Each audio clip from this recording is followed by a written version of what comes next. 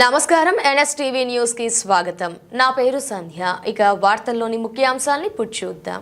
భారతీయ జనసంఘ్ వ్యవస్థాపకుడు గొప్ప జాతీయవాది డాక్టర్ శ్యామ్ ప్రసాద్ ముఖర్జీ వర్ధంతి సందర్భంగా నవీపేట మండల కేంద్రంలో భారతీయ జనతా పార్టీ మండల శాఖ ఆధ్వర్యంలో ఘనంగా నివాళులర్పించారు।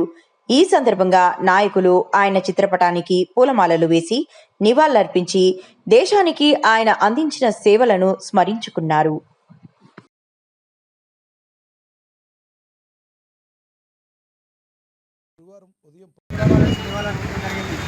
ఈ దేశంలో రెండు జెండాలు రెండు విధానాలు ఉండకూడదని చెప్పేసి అవిశ్రాంతంగా పోరాడి ఈ దేశం కోసం ప్రాణత్యాగాలు చేసిన ఆయన ఆశయాలు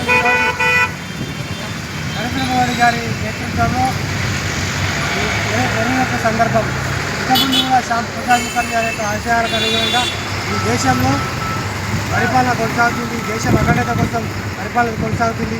ఈ దేశంలో ఉన్నటువంటి భారతీయులందరూ కూడా అకుంఠిత దీక్షతోటి దేశం కోసం కట్టుబడి ఉండే విధంగా దేశంలో పరిపాలన కొనసాగుతుంది।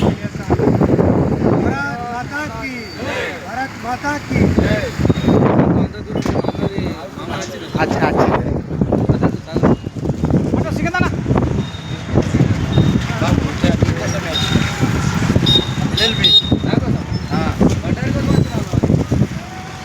కేసులు అంత అప్పర్రి నువ్వు కాకపోతే ఇంకొకళ్ళు ఉన్నారు ఆగో